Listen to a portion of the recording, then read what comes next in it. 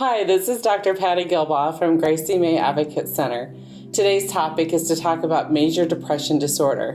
And the first thing that we want to talk about is to rule out any medical conditions before that diagnosis can begin treatment. What we're concerned about is there are several medical conditions that are underlying mood and also some irritability and lethargy. And so what we want to do is make sure that those are not the medical conditions that we're dealing with, because treatment for depression can look a lot different when you have a medical condition versus a mental health disease.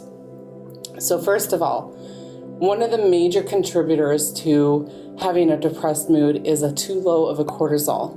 And this is an easy treatment medically, so that's why we want to look at that if it's indeed something that we think is possible.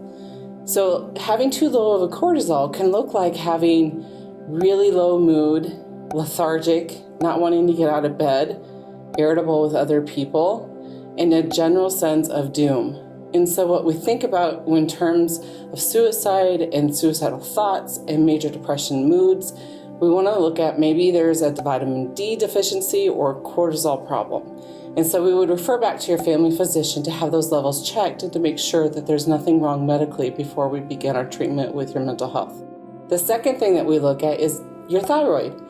The thyroid regulates all of your centers in your body, and so it also affects your moods in the same way. And so if you have a hyperactive thyroid, which is it's too active, then it would be nervousness, jittery, maybe some irritability, and a general sense of mind racing, or it can also feel like your heart is racing too. That's a little easier for a person to detect and also for you to have the conversation with your doctor. But underactive thyroid oftentimes looks like depression, and so we don't necessarily address it right away. We kind of see how things are going, whether our moods are going to lift, and it also gives us a general sense of, I'm just tired. And that's generally how the underactive thyroid starts. So by the time you notice it significantly, you're a pretty depressed person. So the depression symptoms overlap oftentimes with the underactive thyroid. So tired, lethargic, wanting to sleep a lot, having headaches. But you can also notice some other things like dry skin or brittle nails and your hair falling out. Those things also require medical treatment. And so we would, again, refer you back to your family doctor. When we're sure that major depression is exactly what we're dealing with, the best course of treatment, undeniably, is actually taking medication. Depression is something that's happening inside your brain with the neurotransmitters and the chemicals that work in your brain together to communicate what your body needs versus what your mind is telling you that it needs. And so it's an organic disease in that way, which means medication can be really helpful. But while you're taking the medication, there are several things that you can do that will help you manage, cope, and use some strategies. And those strategies get you through your daily life functions, even though you feel like you can't. So what we're going to talk about today, we're going to focus on a couple things. One of them is called the feelings cycle, the feelings wheel. And so what we're talking about is this graphic. So this is really helpful in terms of where we start the conversation, because if we can name it, we can start to understand it and hopefully manage it. Feelings have 3 different layers. Our emotional states. We have the primary feelings, and those feelings include happy, surprised, bad, fearful, angry, disgusted, and sad. When we think about the types of feelings that we're having, those are the things that we tend to think about first. Where those are easy to name, we're familiar with them, everyone uses that vocabulary, they're easy to relate to, so we tend to use those primary feeling words. The second ring, or the middle ring, is called the secondary feelings. These are a little bit more complicated, but instead of saying you're happy, you could say, I feel playful today. Or instead of saying surprised, you might actually feel confused. Or if you're fearful, you might actually feel rejected. And so there's some more complexity when you get to that middle layer of those emotions. Now the third outer rim of all of these feelings are what we call the complex feelings. Those complex feelings are even more descriptive and they're powerful.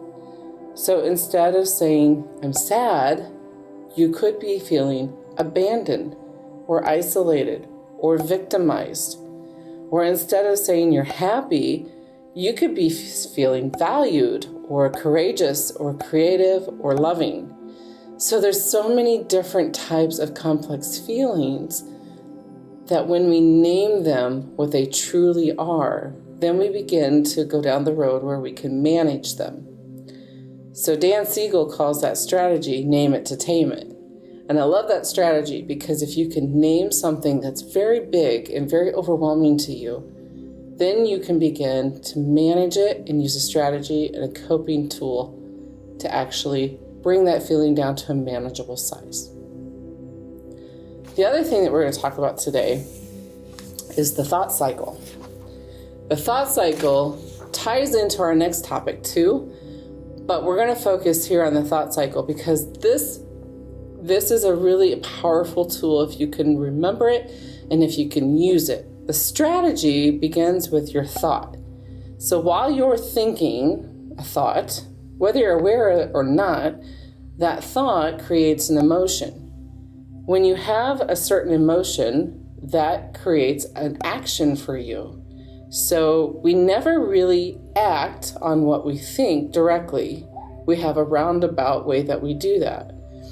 So then our actions create reactions, sometimes from ourselves and oftentimes from other people. And those reactions generate new thoughts for you, maybe for other people as well. And so we begin to go through a rapid thought cycle. You can have, maybe 60 or more thought cycles in a minute. And so those thoughts go very, very quickly. It's really important to note that we rarely act on what we actually think. We only act through the filter of our emotion. That's because our emotional center is in the middle of our brain. And so when we have our thoughts and our emotions, those are so jointly, they're connected at a point where they're processing before we can get to a behavioral level. And so it's important when you're feeling depressed, those thoughts are generating more thoughts.